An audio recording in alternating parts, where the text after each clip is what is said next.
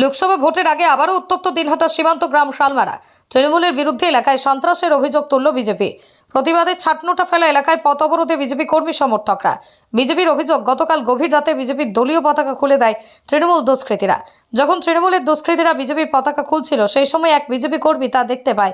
তখনই ওই বিজেপি কর্মীকে বেধড়ক মারধর করা হয় বলেও বিজেপি নেতৃত্বের অভিযোগ। শশাঙ্ক বর্মন নামে ওই বিজেপি কর্মী বর্তমানে দিনহাটা মহকুমা হাসপাতালে চিকিৎসাধীন। এদিন সকাল থেকে রীতিমতো টায়ার জ্বালিয়ে পথ অবরোধে সামিল হয় বিজেপির নেতাকর্মীরা।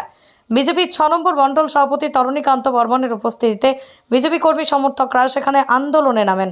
অন্যদিকে দিনহাটা মহকুমা হাসপাতালে আক্রান্ত ওই বিজেপি কর্মীকে দেখতে ছুটে আসেন বিজেপির কোচবিহার জেলা সম্পাদক অজয় রায়। ওই বিজেপি কর্মীর শারীরিক অবস্থার খোঁজ খবর নেওয়ার পাশাপাশি তার পরিবারের লোকদের সাথেও কথা বলেন তিনি। যদিও তৃণমূল তাদের বিরুদ্ধে ওঠা সমস্ত অভিযোগ ভিত্তিহীন বলে উড়িয়ে দিয়েছে। তৃণমূলের পাল্টা দাবি, ভোটের আগে এলাকায় অশান্তির পরিবেশ তৈরি করার চেষ্টা করছে বিজেপি। নিজেরাই এসব করে তৃণমূলের বিরুদ্ধে অভিযোগ তুলছে। আসলে নিজেদের পায়ের তলার মাটি সরে গিয়েছে, তাই এই ধরনের ঘটনা ঘটাচ্ছে তারা। এদিকে সকাল থেকে এলাকায় পথ অবরোধ ও অশান্তির খবর পেয়ে সেখানে পৌঁছে যায় সাহেবগঞ্জ থানার পুলিশ বাহিনী। বর্তমানে এলাকায় পরিস্থিতি নিয়ন্ত্রণে রয়েছে এবং প্রচুর পুলিশ মোতায়েন রয়েছে বলে সূত্রের খবর।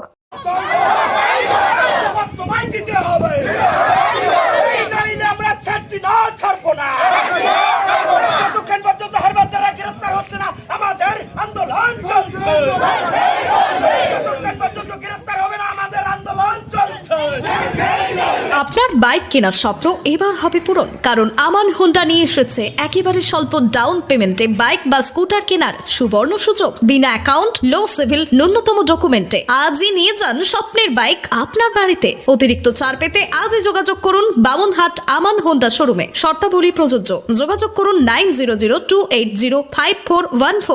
দেখুন, বিষয়টা হচ্ছে গতকালকে কিছু হারমাত বাহিনী তারা রাতে ট্রাক স্টেশন খুলছিল, ও দেখেছে বলে একে মারা হয়েছে।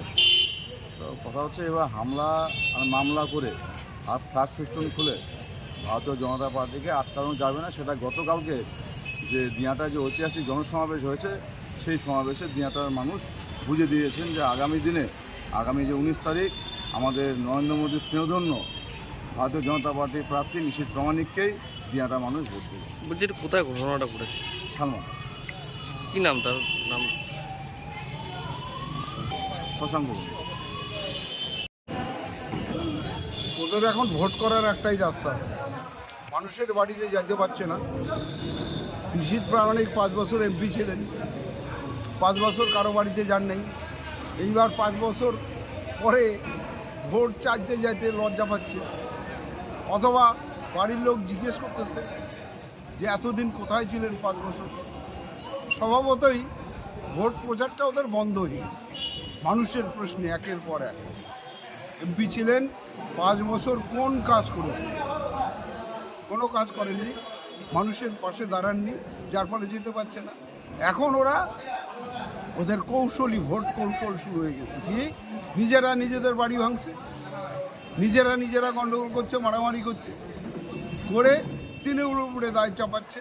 প্রচারে আসার জন্য কোথাও পথ অবরোধ করতেছে, কোথাও কোনো ঝামেলা করতেছে, থানায় ডায়েরি করতেছে, বিভিন্ন ধরনের কথা বলতেছে।